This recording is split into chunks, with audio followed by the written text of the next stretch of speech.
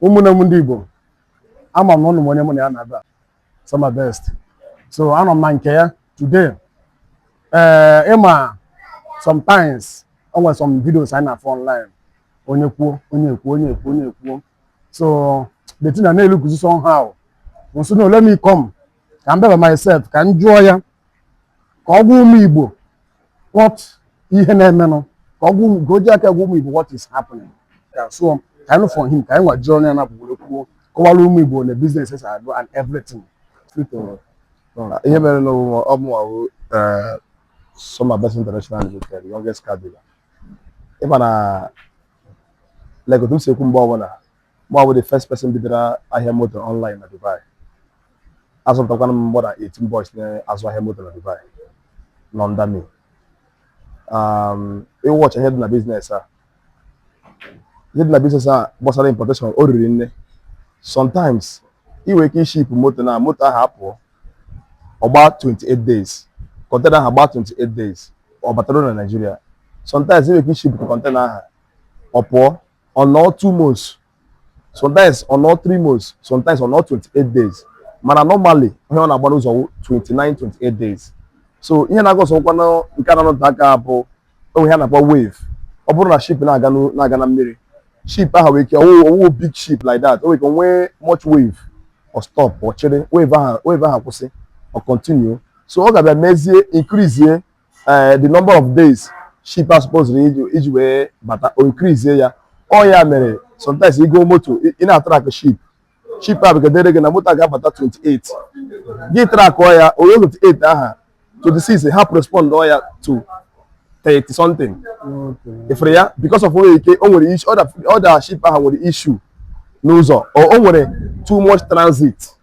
o enwe ihe mere n'ime mmiri ma o nwere wave a ga-enwerịrị something ọ ya mere o ji adị mma customers am mmesi gị moto masị gị tracking number ahụ dị gị mkpa ị ga-ama ka esi atrak ya ịgwa anyị atrak gị zi gị ebe ọrụ because ka ọ hapụ ịdị gị ka na-atụrụ gị asị adị mara ihe gbasara moto ịbata ọsịsọ ọ ka dị m ọsịsọ karịa onye goro moto because ọ nwere na moto gị bata ọsịsọ mee ike nweta profit ma aha were ya mee turnover wee na-aga because moto mmadụ nọ n'ime mmiri na-egbu oge ọ na-atọ m oge ụtọ because achọrọ m ka business m na-eme turnover because ọ bụ onye ibi gara ọgwụ nwanne ya na nke ibiri ya dị mma nwanne ya bịakwago mana ọ bụrụ ị na-edile ya ọ nwere suppose ire 100 na ye o nwere ike ere 50 maka na onye nke ọzọ suppose ịkọnekt ntị onye nke ọzọ afụna na nke ya batarobe so obi a ga-esi ike ịkọnekt kwa gị tụ nwanne ya. So ndị na people na-ekwu online na Soma Best mana osisi bụ mkpụrụ ka ụmụaka na-aja ihe ịwọchi adịm ere ofu moto otu m na-ere thousands. So enwere a lot of customers and ihe ndị dị otu a na-emekwa sometimes enwe ndị ga-abịa lose patient ha lose patient aha ha bịa online kwụọ somebody ụgwọ onye ha ekwuo ihe dị ya mma ọkwa ị na-aghọta the problem. Ndị ga-ama ihe a na-ekwu na onye ọrụ na importation business ga-ama ihe ndị a na-ekwu ka ọ bịa dị ka ọ na-adị mkpa ọ na-ebe ọ na-eme onye ọrụ nọ ma ndị America ma ndị Japan ọ na-eme onye ọrụ importation ihe ọ na-eme na mmanya ọ ya na-eme container bụ ụzọ wee pụọ nke kwa azụ wee pụọ ike bụrụ nke bụ ụzọ wee pụọ wee bata ihe na-akọsị ya wave ma ship ahụ nwere problem ọ ihe na-akọsị kaba ihe dị otu a. So onye ka nji akwụkwọ customers m ha gbalịa na-anara m tracking number ma ọ na ha gụọ moto so ọ ga-adịrị ha izi ị na-atrak ya because mụ akwa nwere ọtụtụ ihe ndị dị m n'isi ọ nwere ha maka isi atrak seketị m bekenyekwara ha aka na-atrak ya mana ị mara some customers onye ọbụla nwere different nghọta onye ọbụla nwere nghọta onye ọbụla dị iche n'iche and anyị nwa maka ka anyị si ama na-ejikwa ya wee na-aga ịwọcha ihe awụ almost 8 to 9 years nọ na business a. So almost 8 to 9 years. 8 to 9 years ka nọ na business a na Dubai. Okay. On nkwara ndị country ọzọ isi atụmatụ moto? Yes, ana m azụ moto na nzuzo na America. Yes, na-azụkwa moto na Japan, Korea. M ka bidokwara zụwa ọhụrụ na China. This year 2025 around September, October, November ka m bido zụwa na China. Mana ebe m ka base ọfụma wụ na Dubai. Mana ị nwere contact ya? Enwechara m contact na country ndị nke ọzọ ebe m na-egotakwa moto dị iche iche. Okay, ụmụnne m ndị Igbo. So unu anụgo unu o si cover businesses aga. Sometimes na 28 days, 29 days, mana sometimes months because of some danger nwere ike dị na mmiri or ụgbọ mmiri nwere ike nwee problem odibe ya. So and the onwego ndụ as okay since we the motor now onwego ndụ bata na that 28 days immediately. yes iwatch ọ nwere ị na-eso m ọfụma na Facebook m yes ọ bụrụ iwu onye na ndị fans m niile ma ihe a na-ekwu na yes ị bụrụ onye na-eso m ọfụma na Facebook m iji were gị example moto a na-ala ebe a bụ moto m ị gaa na Facebook m hụ mgbe ọ ị ga-ahụ mgbe m loaduru ya na kọntena hụ mgbe ọ batara ihe moto a gbara n'ụzọ 28 days 28 days bata Nigeria this one and this one ọ ihe a gbara n'ụzọ wee bata then e nwekwara ọtụtụ new moto m resikwere customers m ọ nwere ị na-eso m ọfụma anyị ga jasị ndị customer m na-elodu moto na-eme vidio moto ahụ batara Nigeria m na-eme offload na-emekwa vidio so that ị ga-aga calculate all this distance mgbe ọ pụrụ na mgbe eji wee megere mee ya offload gị marazie enwekwe ndị ka ị ga-ahụkwa na moto ahụ m loaduru gị na enwe ndị ka eguzo load na-abatabekwe o nwere ike ya bụ na ship ndị nke ahụ dị iche ọ bụrụ na o nwere too much transit o nwere issue n'ụzọ so o nwere ike ihe gbasara ejent anyị karịa na mbụ wee ejent ka anyị na-arịa ejent iwe kenye ya ego ọkọbara gị akụkọ mara na level m nọ na akarịa na m ejent kpọrọ m akụkọ na biznes kasị nwere m ejent aka shiri ike bugodo ihe ha na-echeche m ka ship bata ship a na-abata taa 2 3 4 days ha bupụta the container so 28 days dey ọ dị more than 1 million possible mana ekpere na-ekpe sometimes ka ship ọrụ dị ka onye bụ ụgbọala wee na-aga n'ụzọ iwe kebe ụgbọala na-aga n'ụzọ ebe supposed ịgaru in the next 1 hour ọnwụ na ụgbọala ga ha enwere ihe mberede okporo ụzọ mere n'ụzọ ọkọ ọsọ trafik ọ bịazi bịa wee siere gị oge ị ga-eji wee ruo ebe ahụ ọnwụ na ụgbọala gị ha nwere problem ọ bịa ka ọtọrọ gị oge supposed iji wee ruo ebe ahụ ọ dị ihe ahụ ihe nọ na ship ihe na-eme sometimes and enwekwa ọtụtụ customers bụ ị na-akọwara ha isi ha enwe n'iwe moto a ga-abata mgbe dị otu a o nwere ruo mgbe ahụ ị gwara ha ọ ga-abata ship ahụ enwee ha extra shifting date ịgwawazie ha asị na ịgwara ha nke bụ ha nke abụọ na asị ka ị na-asịzi so ihe dị otu ahụ sometimes mee were tracking number ahụ megịrị send ọrụ ihe dị otu ahụ mana some of them na-adị too much stubborn ha agaghị believe na ihe na-ekwu because ha enwebeghị experience of importation business. Okay for now onwe ndị nọ n'ụzọ now for now enwere container m ka nke enwere more than 200 container nọ n'ụzọ. Okay today bụ 30 of December 2025. Yes Okay mana nke ahụ nke esa dị nọ now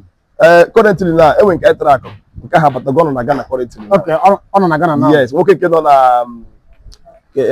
na Cotonou now. That means very soon ọ ga-abata na. Ọ ga-abata enwe nke batakwa na 28. Okay 28. Ya enwe video ofu onye nwoke mere na social media m ga-abịa kpọwa na so m gwara customer na moto ha ga-abata na 23rd of December. Okay. So emecha onwe postponing 28th of December. Okay. Ọsịsị oke na nye achịkwa ya ego ya ọ mbi ikwe ya moto ya nsị na enwe ndidi na 100% na ọ ga-abatakwa 28 aha by God grace. Nwobere ihe m hụrụ on 23rd on the 25th 26th ma ahụ onwe m na Facebook ebe ọ sị na m mejọrọ ya ọkwe na ahụ the same day m hụrụ ya following day ya by 27 following day ya bụ 28 ụgbọ aha bata Nigeria me were tracking number aha na ụgbọ aha bata na sendkwara ya na WhatsApp mgbe ahụ etigbure m ego ya back mana ọ bịago na Facebook pụtọ ndị na-amara ka o si aga ga-echere ma ihe o kwuru bụ eziokwu ihe gbasara ship na-awụ my fault ọ na maka some of them ha go gị moto 20 million naira nye 10 million naira advance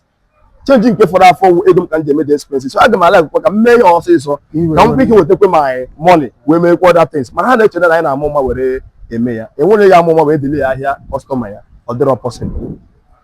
Yes so that person put online yes drag ọmụ after dragging ya yes few days ya ọ bata njikwa na moto ahụ abatakwana mana mgbe ahụ enyego m ihe ego ya adị mana ihe gbasara refund ego sometimes enwere ike abụ na ego anọghị gị n'akpa mgbe ahụ ihe na ike onye ahụ nwere ike akwụọ onye content creator ụgwọ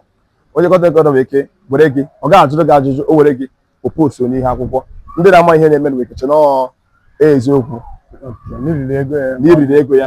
imere 419 na-ajụzi onye mere 419 ka esi emere ya na gọọmenti ọkwa ị na-aghọta gọọmenti ga-akpọrọ onye ahụ kedu ihe mere gị weta na evidence ka o si wee gị gọọmenti elebara ya anya wee sị gị na onye ahụ ihe ọ na-ekwu bụkwa eziokwu because onwe ihe a na-aghọgbu mmadụ ihe nwere agba n'aka a na-eji enye were ekene ya mmadụ sị gị o goro gị moto na moto anọ n'ụzọ onye a ga-eweta na evidence moto o goro gị weta tracking nọmba ya hụ ihe niile eso ya usoro confirm moto ahụ abata ọ gafezie kọntena ha batazi Nigeria tracking nọmba ị nyere bata Nigeria ọ bụrụ na moto ahụ ebupụtara ọzọ ya mgbe ahụ gọọmenti ga-abịasị na onye ahụ bụ onye ohi wee mee gị ha na-eme onye ohi mana ndị otu adịghị nso because of ihe ndị abazi dịka ọlụlụ ọhụrụ onye gị na-emere biznes nwanne gị bụrụ gị ọ bịa na Facebook kọsasịrị ọ ka bidoro ọhụrụ mgbe m bidoro biznes m ọhụrụ ihe dị otu a na-adịrọ ọ na-eme nwe delay o nwere ike onye ahụ gaa na polisi akpọọ gị ga-enye polisi evidence polisi sị gị oke na onye ahụ ya nwee ndidi na ụgbọ ahụ ga-abata mgbe na-atụ ha anya ụgbọ ahụ bata onye eburu moto ya onye ọnwa na ọrụ onwe ya ịfụ na ya ihe a bidoro mgbe gboo. So ụmụ Igbo unu anụghị ife nwanne anyị nwoke kwuru Soma Best unu anụghị ife okwu and nke bụ eziokwu na o nwere video from online ebe few days ago anyị abịabeghị ịdara gị ya. So we are here to peace, we are here to clear the air ka onye ọ na-amara what is going on. So even though mụ na nwa m na-aba ala amadụ na the moto abatago amadụ na moto abatago epost na Facebook na abatago ngwa na ọ bụzi mmadụ dị na watch those ones now ga-amakwa na the moto abatago ifugo onye nwe okwu m kwuru sị onye ha mere vidio asụpọs ị ga-emegharịkwa vidio na moto ha abata mana ịfụrụ okwenye emegharịrị vidio ọ bụrụ na zuru ebe the moto abatago isipesa suppose ịbịakwa ọkwa ụmụ Igbo na-ekwe anụ na ihe ji na ọkọwara ụmụ Igbo ịfụnanya na-abatago onye ọ na-akwa so ọ bụ ihe ndị a ka anyị na-agabiga si sometimes anyị ji asụ onye ọbụla anọ m ebe a mgbe ị batara onye kwụchiri gị na geeti m na onye chọọchịrị gị azụ geeti m na-adị open so ihe m gwara ndị mmadụ because ọ ndị mmadụ ka m na-asa ahụ enwe ndị na-ekwu ụgwọ maka sekuriti m na-eji masị ihe mere m ji esi sekuriti owu na ebuola m ibu na the business azụọla m ọtụtụ ndị na the business ịma na Chukwu Baịbụl ọnwụ na ihe chukwu onwe gị onye Chukwu na-eche ga-echekwakwa onwe ya onye nwere Chukwu na-eche ga-echekwakwa onwe ya ọ bụrụ na anyị zuru ohi ma ọ gbara ama kama ọ because of mgbe anyị na-agba n'okporo ụzọ ka ndị iro anyị hapụ ime anyị ihe ọjọọ eweziga ya enwe ihe dị otu ahụ adịrọ akọwago ihe na-edere the thing and kọwakwa now even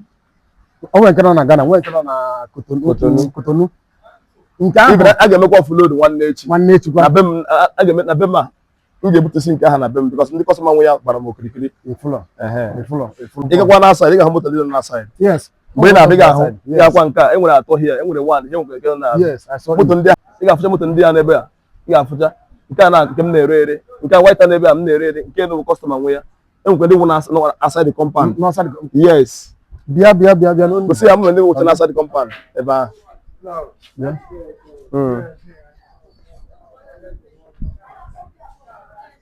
okay nke anụ nwoke m belatara nke ekwe belata moto a bụ for emergency ndị customers m ndị moto ha na-abatara ube m ga-eji ya wee sọpọtụ ha mana Disemba agwụwa na-agwụwa dị ma market zie ya ree ya ị ga-ahụ onye goro ya na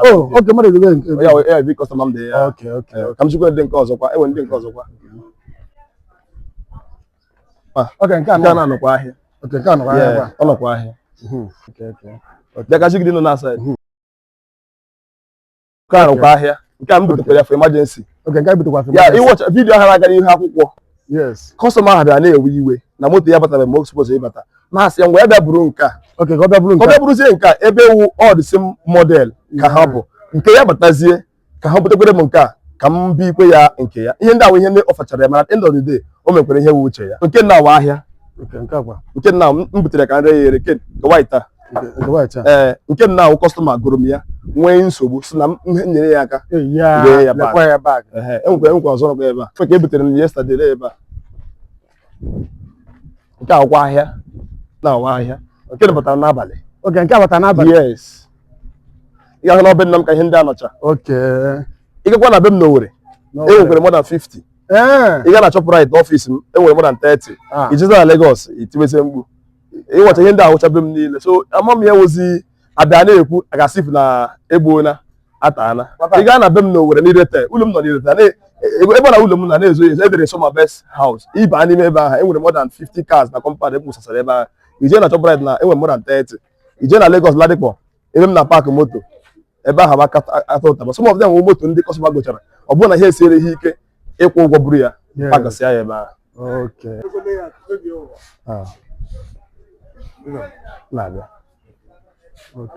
ịwọcha gị hụ na ya adịghị nke nna kọstọma gụkwere ya nke egoro ya ego yes mmadụ ego na moto ya 21 model G63 o goro ya bụ na omiti nwe bata Disemba ọ sị m na ndị were ya ụmụnne ya emebisi na ndụ ya na be m na-ementenụrụ ya tụrụ ruo mgbe ọ batara ịgwa na Owerri taka esi nwere another 3 nọkwa ebe ahụ ịwọcha ha na space adịghị na compound mkpụrụ moto ile na compound bute ya ebe enweghị mmadụ ga-esi wee gafee